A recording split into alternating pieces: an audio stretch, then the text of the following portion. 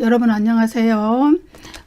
오늘은 계시록 8장 1절부터 5절 말씀을 나누어 보도록 하겠습니다. 여기에 나오는 말씀은 일곱째인 심판입니다. 여섯째인 심판과 일곱째인 심판 사이에는 제1막간이 끼어 있죠. 바로 계시록 7장입니다. 이 막간은 여섯째인 심판에 속하는 6장 17절에서 그들의 진노의 큰 날이 이르렀으니 누가 능히 서리요, 이러한 질문에 대한 대답을 하는 것입니다. 다시 말해서 최후의 심판의 날, 하나님과 어린 양, 그들의는 하나님과 어린 양을 가리키죠.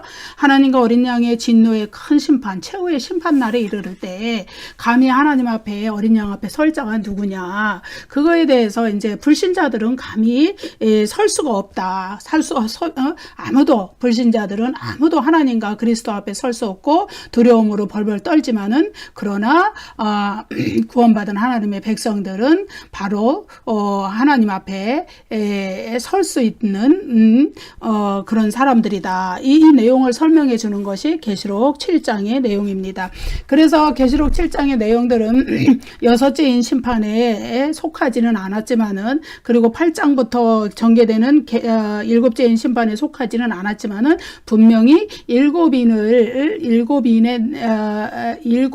내용을, 심판의 내용을 담고 있는 두루마리에는 속한 부분이다. 이렇게 우리가 볼 수 있습니다. 그래서 계시록 7장에 나타난 그 최후의 심판, 그 장면, 그게 아니고 계시록 6장 12절부터 17절까지 나타난 그 최후의 심판 과정, 그리고 또 계시록 8장 1절부터 5절까지 나타난 최후의 심판, 그 가운데 들어간 제1막간 계시록 7장, 그것은 하나님의 백성이 그 심판 가운데서 어떻게 보호받는지를 나타내는 장면들이었다. 그리고 계시록 7장 후반부에서 이제 성도들이 영원한 천국에서 하나님과 어린 양의 영원한 위로를 누리고 살게 되는 것은 이 모든 최후의 심판이 끝나고 이제 새하늘과 새 땅이 열릴 때 영원한 천국에서 누리는 것들이다. 이렇게 이제 이야기를 해주는 것입니다.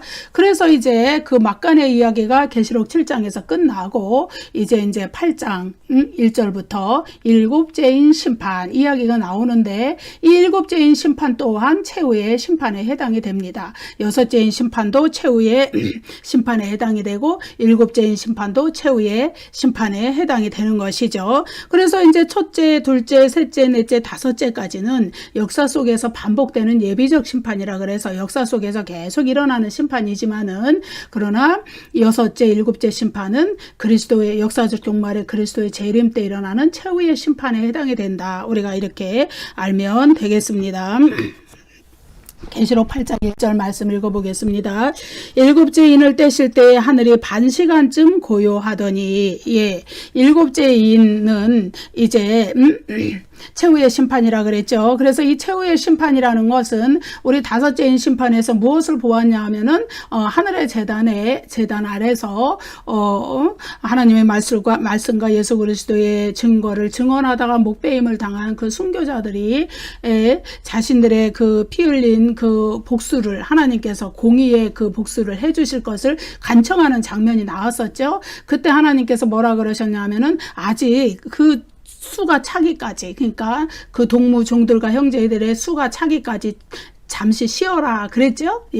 그랬는데 그것이 이제는 더 이상은 쉬지 않아도 되고 이루어질 때가 왔다는, 그래서 하나님의 백성들의 원수를 공의로서 갚아주실 때가 왔다는 것을 나타내는 것이 계시록 8장의 최후의 심판이 되는 것입니다. 그래서 역사 속에서 다섯째인 심판, 거기에서 그 성도들의 기도의 응답으로서 이제 최후의 심판이 임한다는 것을 보여주고 있는 것이죠. 여기에 보면은 하늘이 반 시간쯤 고요해졌다. 그러죠? 반 시간쯤, 고요해졌다. 이거는 아주 아무 소리도 들리지 않는 아주 고요한 정적을 의미하는 건데, 이거는 뭐냐 하면은 최후의 심판이 실행되기 직전에 아주 그 침묵, 예, 그것을 의미하는 거예요. 근데 쯤이라는 거는 대략적인 시간을 의미해요. 여기에 이제 쯤이라는 헬라어가 호스라는 헬라어인데, 이 헬라어는요, 요한계시록에 1시간이라는 말이 나오는데, 여러 곳에 나오는데, 그건 호라라는 헬라어인데 둘이 같은 의미라고 보면 되겠습니다. 그래서 이것이 1시간 혹은 반시간쯤, 이것이 어떤 무슨 아주 정확한 우리 인간의 물리적인 시간으로 정확한 반시간이면은 30분이잖아요.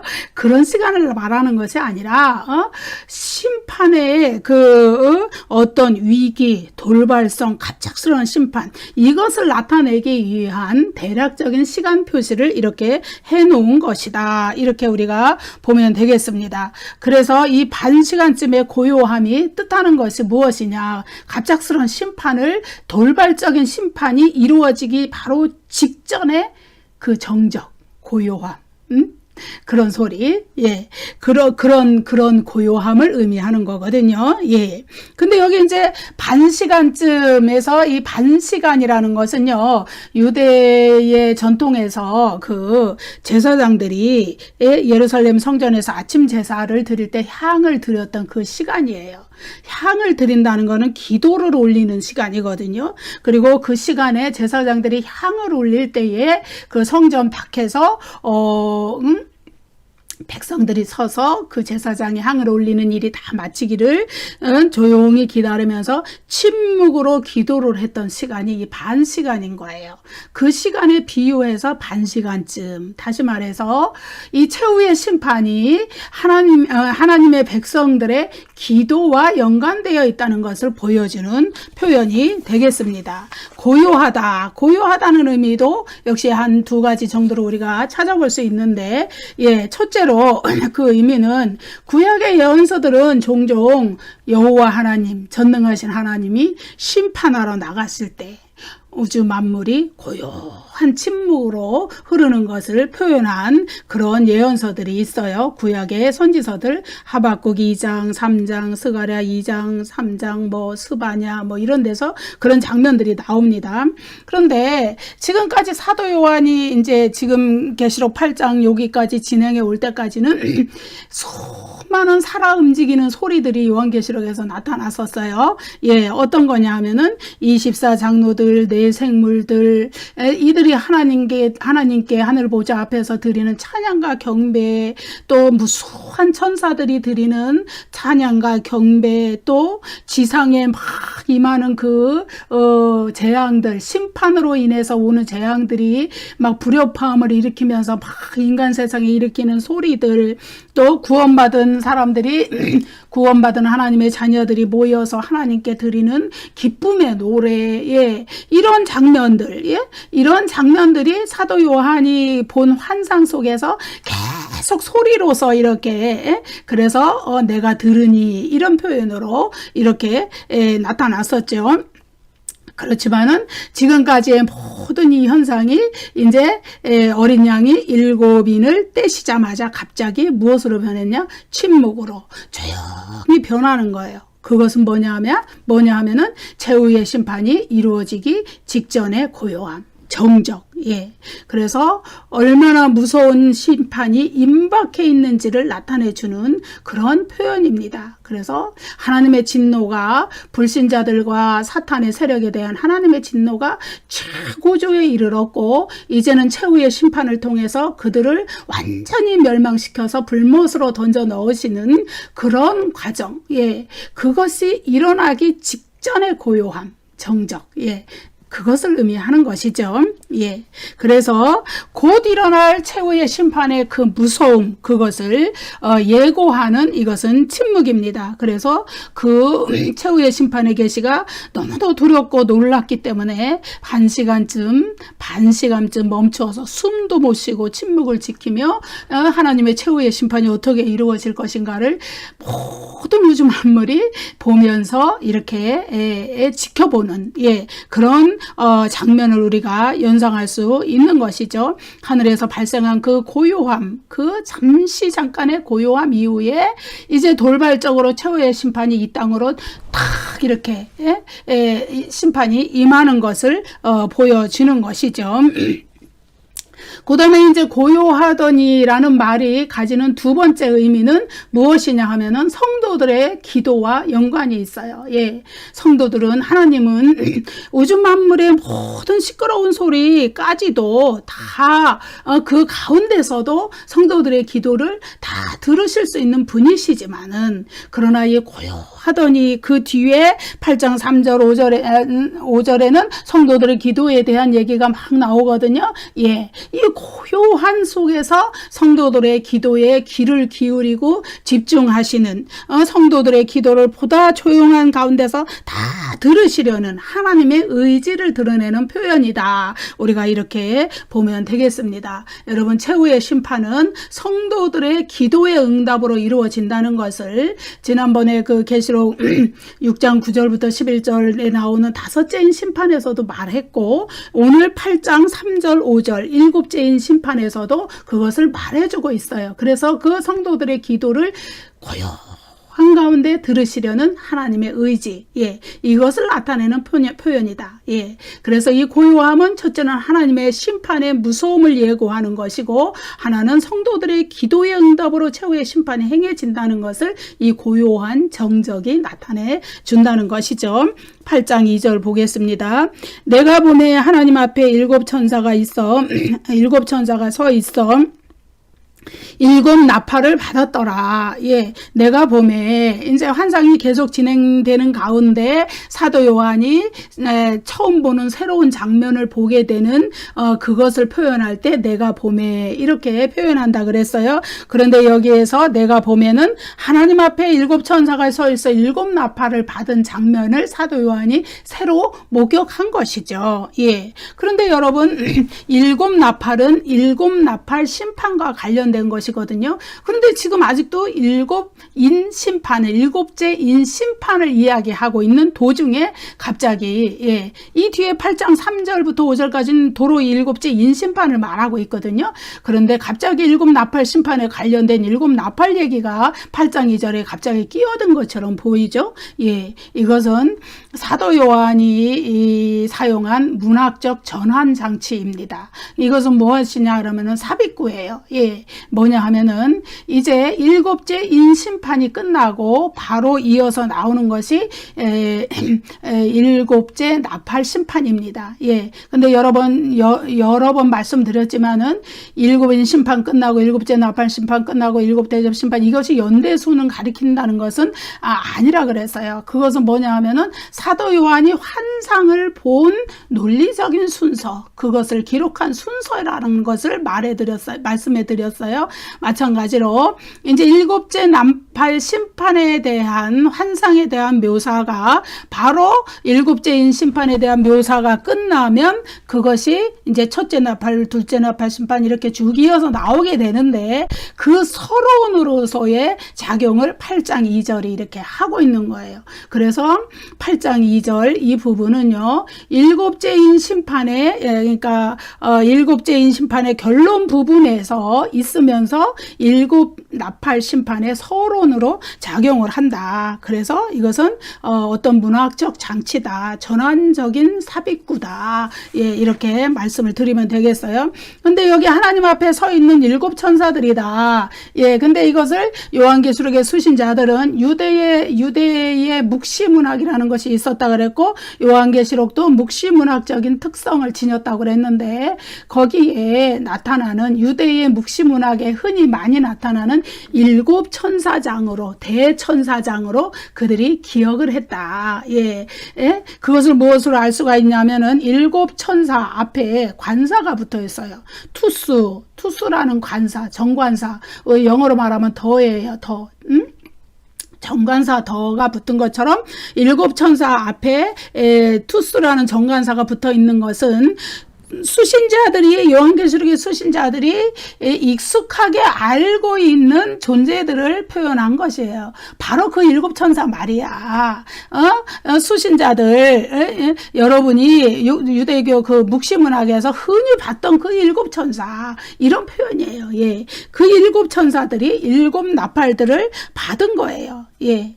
근데 이제 그들이 하나님 앞에 서 있는 장면을 여기에 보면은 하나님 앞에 7천사가 서 있어 7나팔을 받았다라 그랬잖아요. 하나님 앞에 이제 어떤 심판의 도구로 쓰임 받기 위하여서 심판의 그 대행자 역할을 하기 위하여서 이제 하나님 앞에 서 있는데, 여러분 하나님 앞에 서 있다는 이 표현에서 하나님의 보좌 앞에, 하늘의 그 보좌 앞에 그 장면을 우리가 연상할 수 있죠. 거기에 24장로들도 있고 내생물도 있고 무수한 천사들도 있는데 그 중에 7나팔을 받은 7천사도 같이 있었다. 그 가운데 우리가 그것을 상상할 수 있는 것이죠.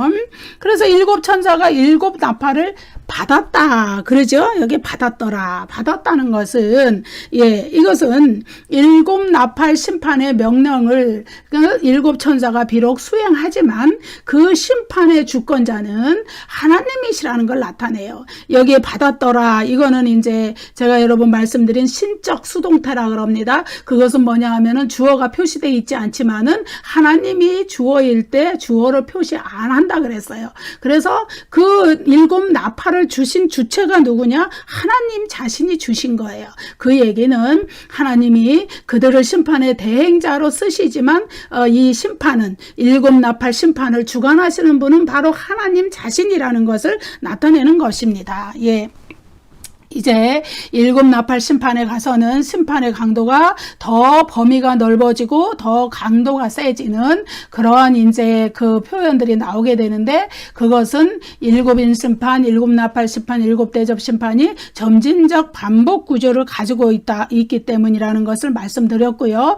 그 다음에 7 심판 시리즈라 그러거든요. 이 세 가지를 7이라는 숫자는 요한계시록에서 완전수를 상징하는 거예요. 그래서 7이라는 숫자는 심판이 완전하고, 하나님의 심판이 완전하고 정확하고 그리고 충분하게 이루어진다는 것을 보여주는 상징적인 숫자이다. 우리가 이렇게 말씀드릴 수 있어요.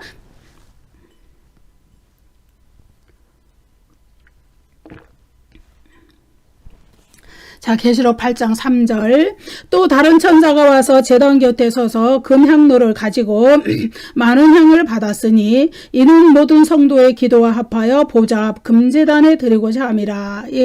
이제 계시록 8장 3절부터 5절은 이제 최후의 심판, 7제인 심판을 이제 종결짓는 부분이죠. 이제 최후의 심판이 6제인 심판에서도 묘사가 됐었고 8장 1절에서도 묘사가 됐었는데 8장 3절 5절에서 그 모든 최후의 심판에 대한 묘사들이 종결이 된다. 근데 8장 3절에서 또 다른 천사 이렇게 불렀죠. 이거는 이제 8장 2절에 7나팔을 받은 7천사라는 표현이 나왔기 때문에 그들과 구분되는 다른 천사다. 이것을 표시해 주는 것이고요. 그리고 그 또 다른 천사가 제단 곁에 서서 금향루를 가지고, 이것은 이 천사들이, 그 다른 천사가 하나님 앞에서 제사장 기능을 수행하고 있었다. 금향로가 제사장과 관련된 것이니까 그렇게 볼 수 있습니다. 많은 향을 받았으니 라는 구절에서 받았으니, 이것도 신적 수동태예요. 그들이 금향로를 들고 있는 천사에게 많은 향을 받을 수 있도록 해 주시는 분이 하나님이다. 이것을 표현해 주는 겁니다. 자, 그런데 이렇게 천사가 금향로를 가지고 많은 향을 받은 목적이 무엇일까요? 그것은 이제 이는 모든 성도의 기도와 합하여 보좌 금제단에 드리고자 함이라. 여기에 나타나죠. 모든 성도의 기도와 합하여서 많은 향을 받은 것을 합하여서, 성도들의 기도와 합하여서 그 보좌 앞 금제단에 드리려고 하는 것이다. 이 말씀이죠. 그래서 모든 성도의 기도와 합하여 금제단에 드린다는 것은, 이것은 모든 성도의 기도에, 주체가 주요한 주된 것은 모든 성도의 기도예요. 거기에 합하여 많은 향이 추가적으로 드려졌다. 예. 그래서 천사가 향을 올리는 금향루에 많은 향을 담아서 그 향을 올려드리는 천사의 행동은 성도들의 기도가 직접 하나님께 드려지는 것을 방해하는 것이 아니고 촉매의 역할을 하는 것이다. 예, 이렇게 우리가 볼 수 있어요. 그래서 왜냐하면은 예수 그리스도께서 십자가와 부활로 말미암아서 하나님과 우리 사이에 가로막혔던 모든 담을 헐어버리셨지요. 그래서 이제 예전에는 대제사장만이 1년 1차 속죄일에 그 둘째 휴장 뒤에 지성소에 들어가서 하나님 앞에 속죄의 제사를 드릴 수 있었지만은, 그러나 예수 그리스도께서 십자가에서 달려 우리의 죄를 대신 지시고 속죄의 제물의 역할을 다 하시고 운명하셨을 때 성소의 휘장이 둘로 갈라져 버렸어요. 예, 그래서 더 이상 하나님과 우리 사이를 가로막는 그런 휘장은 없다 이거예요. 그래서 예수 그리스도께서 십자가와 부활로서 우리를 위한 구원 사역을 성취하신 후에 모든 성도들은, 모든 하나님의 자녀들은 직접 하나님께 나아가서 기도를 드리고 그 기도가 직접 하나님께 상달한다. 그런데 여기서 천사가 많은 향들을 받아서 모든 성도와 기도와 합하여 보좌 금제단에 드린다는 것은 그것을 어떤 촉진하는 역할을 하는 것이지, 성도들의 기도가 그렇다고 해서 천사들이 올려드리는 행동이 없으면 올라가지 않는 게 아니라는 거예요. 직접 하나님께 성도들의 기도는 상달하는 거예요. 예. 자, 여기 이제 모든 성도는 하나님의 말씀과 그들이 가진 증거로 말미암아 죽임을 당한 영혼들, 이게 어디에 나왔었냐면은 다섯째인 심판에 계시록 6장 10절에 나온 말씀이에요. 예, 순교자들. 예. 그들이 그 순교자들의 그 의미를, 하나님의 말씀과 그들이 가진 증거로 말미암아 죽임을 당한 영혼들, 이 의미를 더 넓게 광의로 해석한 것이 모든 성도라는 표현이에요. 그래서 이제 직접적으로 이제 박해가 일어났을 때 복음을 인하여서 하나님의 말씀과 예수 그리스도의 증거를 증언하다가 직접 죽임을 당한, 옛날에 그 도끼로 목베임을 당했다든가 짐승에게 굶은 짐승에게 물려 죽었다거나 공개 화형을 당했다거나 무시무시한 그러한 순교, 그런 순교를 당한 그런 순교자들뿐만 아니라, 그들의 일생을 예수 그리스도의 증거, 하나님의 말씀을 증언하다가 그들의 고난을 당한, 그렇게 해서 인내로서 믿음으로 환난을 이기고 승리한 모든 성도, 그들, 예컨대 요한계시록에서 말하는 이기는 자들, 이런 거예요. 그들이 다 모든 성도에 해당이 되는 거예요. 그들의 기도를 하나님께서 직접 들으신다. 그래서 계시록 8장 3절에 여기에 나오는 보좌 앞 금제단은 계시록 6장 9절의 제단과 동일한 것이에요. 계시록 6장 9절 11절 다섯째인 심판에서는 이제 역사가 진행되는 내내 모든 성도들이 하나님께, 이렇게 죽은 영혼들이죠. 거기서는, 그러니까 이 땅에서 하나님의 말씀 그리스도의 증거를 증언하다 죽임을 당한 영혼들, 순교자들, 또 모든 성도들, 그들이 하나님께 우리 피를 언제 갚아주실 것입니까? 하나님께 탄원 기도를 드리니까 하나님께서 아직은 잠시 쉬어라, 흰 두루마기를 주시며 그렇게 말씀하시죠. 언제까지? 이제 그 수가 차기까지. 하나님의 말씀과 예수 그리스도의 증거를 증언하다가 순교당하고 고난을 당한 성도들의 수가 차기까지. 그런데 이제 그거는 다섯째인 심판이었고, 그것은 역사가 진행되는 내내 진행되는 것이었는데, 이제 여기에서는 더 이상 그런 말씀이 없어요. 최후의 심판에 이르렀기 때문에, 이제는 최후의 심판의 때가 이르렀기 때문에 하나님 보좌 금제단에 올려진 성도들의 기도는 이제는 즉각적으로 응답이 되는 것입니다. 그래서 하나님께서는 모든 성도들의 기도를 다 들으시고 그 기도로 말미암아 말미암아서 이 땅에 사탄의 세력과 그들을 추종하는 자들, 성도들을 박해한 자들, 짐승, 거짓 선지자, 짐승의 표를 받은 자들, 모든 자들에게 최후의 심판이 임하고 그 최후의 심판을 통해서 그들이 완전히 멸망당해서 불못으로 던져지는, 그래서 하나님의 자녀들 그리스도인들과는 영원히 격리가 되고 분리가 되는, 격리가 되고 그 뜨거운 불못 가운데서 영원히 고통당하게 되는 그러한 최후의 심판이 때가 온다는 거예요. 그래서 그 역사적 종말에, 이것은 언제 오냐 하면은 역사적 종말에 그리스도의 재림과 더불어 임하는 일이에요. 그때는 더 이상 하나님은 기다리지 아니하시고 그 악한 것들을 다 멸망시켜 버리시고 성도들로부터 영원히 격리시켜 버리기 때문에 그러한 존재, 악한 존재가 없는 이 세상에 없는 새하늘과 새 땅은 다시는 눈물과 고통과 아픔이 없는 것들이에요. 바로 그러한 악한 존재들로 인하여서 우리에게 눈물이 있었고 아픔이 있었고 고통이 있었기 때문에 그러한 것들이 다시는 새하늘과 새 땅에서는 존재하지 않는다. 최후의 심판 때가, 역사적 종말이 오고 재림이 때가 오고 그때가 되면 하나님은 더 이상 성도들의 기도에 대해서 응답하기를 더디하지 아니하시고 즉각적으로 그때는 응답하셔서 이런 최후의 심판이 행해진다, 이 말씀을 드립니다. 8장 4절을 읽겠습니다. 향연이 성도의 기도와 함께 천사의 손으로부터 하나님 앞으로 올라가는지라. 성도들의 기도는 하나님께 직접 상달된다. 그것을 여기서 이 말씀은 보여주고 있어요. 그런데 여기서 향연, 이것은 향과 연, 이것의 합성어입니다. 향은 향이죠. 이런 뭐라고 설명을 해? 향이에요. 아무튼 하나님께 제사 드릴 때 쓰였던 향이고, 연은 연기입니다. 뭐냐 하면은 이제 번제단에서 향로에 뜨거운 숯불을 담아요. 거기다 향을 막 부으면은 거기서 아주 향기로운 연기가 막 올라가죠, 제단에서. 그래서 불타는 숯불, 그 위에 향을 부으면 향기로운 연기가 하나님 앞에 막 올라갔는데, 그것은 하나님께 상달되는 성도들의 기도를 상징적으로 나타내는 것입니다. 그래서 기도를 향기로운 연기로 묘사하는 것은 하나님께서 그 기도를 연락하셨다는 것을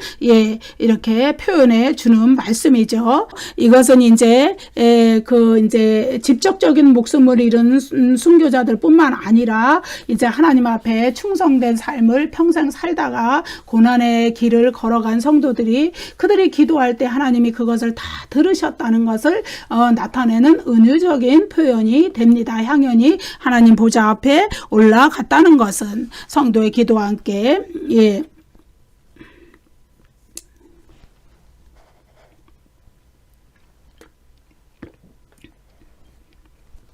계시록 5장 9절에도 5장 8절에도 보면은 이 향은 성도의 기도들이라, 이런 말씀이 나오거든요. 그 향은 그 바로 뒤에 또 무엇이 나오냐 하면은 죽임을 당한 어린 양에 대한 언급이 나와요. 다시 말해서 이 얘기는 뭐냐 하면은 그리스도께서 우리를 위하여서 자신을 속죄제물로 드려서 희생제사를 드린 그것으로 말미암아서 성도들의 기도가 하나님께 상달된다는 것을 나타내 주는 표현이에요. 성도들의 기도는 이제 이 땅에 악의 세력이 진멸되기를, 하나님의 공의가 심판이 실현되기를 바라는 기도입니다.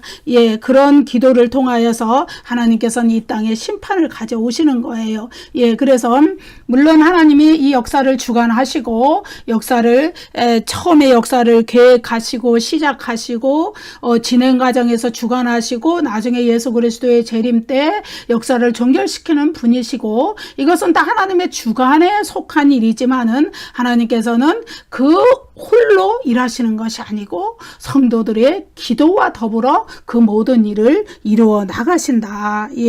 그래서 향연이 성도의 기도와 함께 하나님 앞으로 올라간다는 의미는 그리스도의 희생제사적인 의미를 내포하고 있고, 속죄제물로 자신을 드리신 그리스도의 희생제물, 그것으로 말미암아 우리가 하나님과 화해를 이루었는데, 그래서 그리스도는 화목제물이 되셨죠. 속죄제물이시지만은 우리의 죄를 하나님 앞에 대신 속죄하는 대속의 속죄제물이시지만은 또 하나님과 우리 사이에 원수가 되었었죠. 죄 때문에 그것을 화목해 하시는 화목제물이 되셨단 말이에요. 그리고 그러한 그리스도는 지금도 하나님 보좌 우편에서 하늘 성소에서 우리를 위한 중재자로서 이렇게 우리를 위한 기도를 쉬지 않고 행하신다는 것이 히브리서 9장에도 나왔고 로마서 8장에도 나온 내용입니다. 그런데 이 그리스도의 중재와 화해의 기도는 박해와 환난을 당한 성도들의 기도가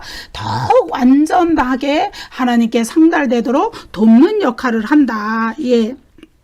우리가 그렇게 알 수 있고요. 향연이 천사의 손으로부터, 그래서 그 향연이 성도의 기도와 함께 올라간다는 의미는 바로 그런 의미예요. 여기서 향연이라는 거는 번제단, 분향단, 속죄제사와 관련되어 있는 거기 때문에 구약의 제사 제도로 비유하자면 그렇다는 것이죠. 그래서 그 향연이라는 거는 그리스도의 속죄제사, 화목제사 이거와 관련된 것이라서 성도의 기도와 함께 향연이 올라간다는 의미는 바로 그런 의미인 것입니다.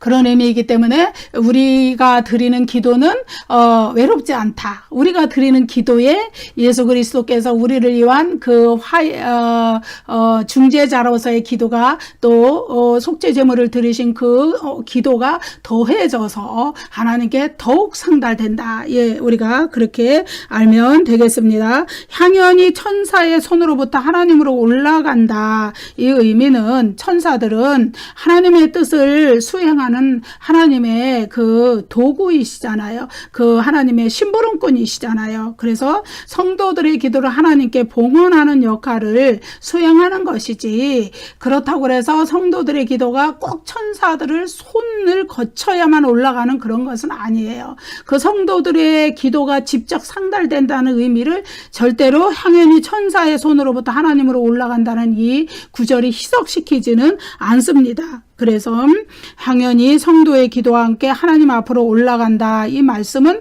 하나님께서 성도들의 기도를 분명하게 직접적으로 받으신다는 그런 의미를 가지고 있습니다. 8장 5절 천사가 향로를 가지고 제단에 불을 담아다가 땅에 쏟음에 우레와 음성과 번개와 지진이 나더라. 예, 천사가 향로를 가지고 제단에 불을 담아다가, 예, 이것은 성도들의 기도를 말미암아 기도를 통해서 최후의 심판이 임했다는 것을 나타내 주는 거예요. 하나님은 성도들의 기도에 적극적으로 응답하시죠. 그래서 다섯째인 심판에서 그 성도들의 탄원 기도를 들으시고 여섯째인 심판, 일곱째인 심판에서 최후의 심판이 임했다. 예. 그래서 성도들의 탄원 기도는 역사가 진행되는 내내 진행되는 것이지만은 마침내 최후의 심판 때 역사적 종말에 예수 그리스도의 재림 때가 오면은 최후의 심판이 올 때 그 성도들의 기도가 하늘에 꽉 차서, 예. 그래서 이 땅에 이 땅의 악한 세력들을 완전히 멸절시키는 그러한 최후의 심판이 임한다. 예, 이렇게 우리가 알 수 있습니다. 그래서 성도의 기도가 하나님께 상달된 것을 8장 3절 4절에서 말했죠. 그런데 천사가 또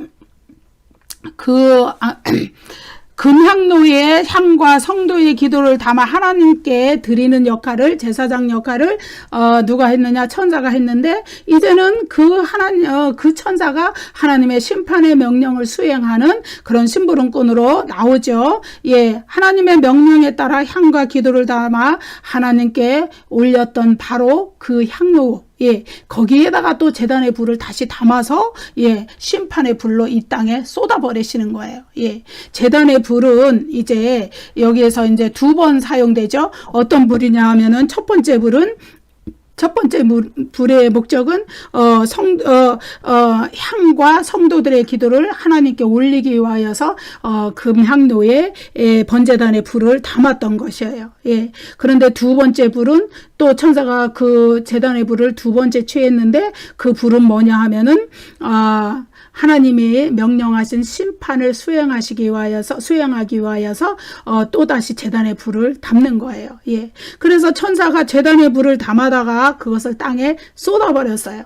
여기에 이제 소돔에, 이거는 이제 헬라어로 에발렌 이렇게 돼 있는데, 이거는 이제 그 발로라는 동사의 그 부정과거 시제죠. 이건 뭐냐 하면은 발로라는 거는 던져버린다, 이런 의미를 가지고 있어요. 그냥 이렇게 얌전하게 이렇게 던지는 게 아니고 확 던져버린다는 의미예요. 다시 말해서 하나님의 심판의 불을 하늘의 제단에서, 번제단에서 담아다가, 근데 하늘에는 제단이 하나밖에 없기 때문에 분향단과 번제단의 역할을 다 가지고 있어요. 하늘의 금제단에서 담아다가 이 땅에 쏟는 거예요, 천사가. 그래서 하나님의 최후의 심판이 하늘로부터 시작해서 이 땅에 쫙 임하는 거를 이런 식으로 묘사를 해 주는 것이죠. 예.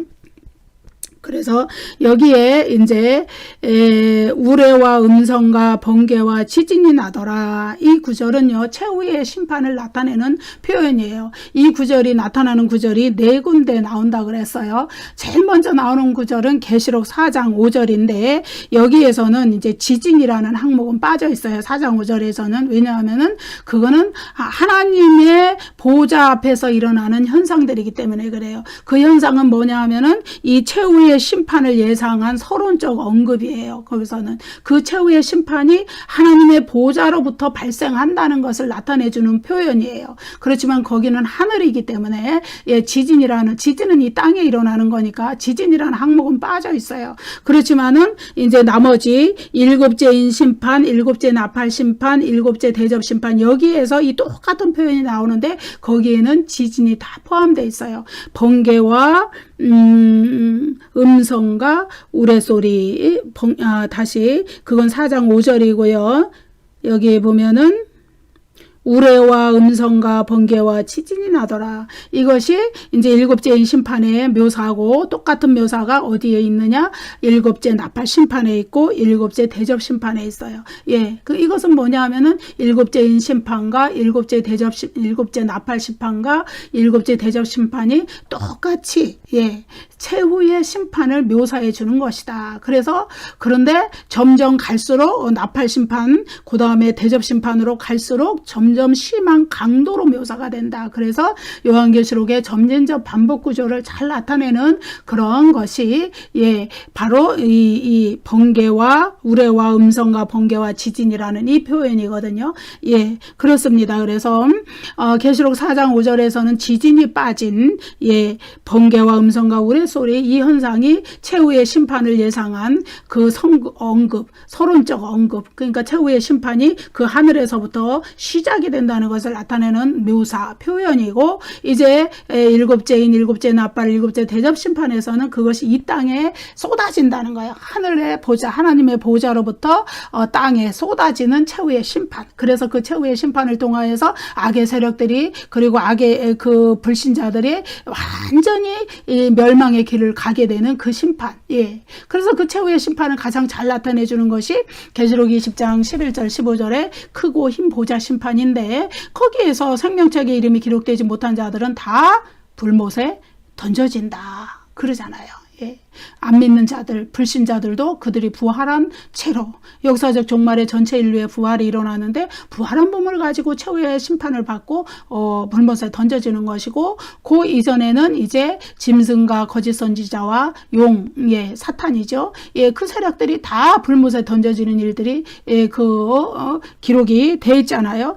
그러한 일들이 언제 무엇으로 표현이 되어 있느냐? 일곱 인심판, 일곱 대접 심판, 일곱 나팔 심판에서는 우레와 음성과 번개와 지진이 나는 이러한, 그러니까 이 우주가 진동하는 그러한 표현으로 묘사가 돼 있다. 그래서 이 일곱째인 심판은 역사적 종말에 이 세상을, 하나님이 창조하신 이 첫 창조의 세상을 종결시키는 그러한 심판이고, 그리고 이 최후의 심판이 있은 이후에는 이제 사탄을 비롯한 악의 세력은 완전히 새 예루살렘 성 밖으로 격리가 돼서 다른 장소로, 멸망의 장소로 들어가게 돼요. 되고, 하나님의 백성들은 부활한 몸과 영혼이 결합해서 이제 새하늘과 새 땅으로 들어가서 영원히 하나님과 어린 양의 위로 가운데, 임재 가운데 영원한 복락, 영원한 지복을 누리게 된다는 것이 마지막 그 계시록 20장, 21장, 22장에 나오는 내용이 되는데, 그러한 내용들을 여기서 이렇게 미리 조금씩 언급을 해주고 있는 것입니다. 그래서 이러한 언급이 일곱째 인해도 나타내고 일곱째 대접, 일곱째 나팔 계속 나타나다가 마지막에는 더 자세히 묘사가 되는, 그래서 요한계시록은 점진적 반복 구조를 가지고 있다. 예, 그 말씀을 다시 한번 드리겠습니다. 여러분 감사합니다. 다음 시간에 또 뵙겠습니다. 구독과 좋아요를 많이 눌러주세요.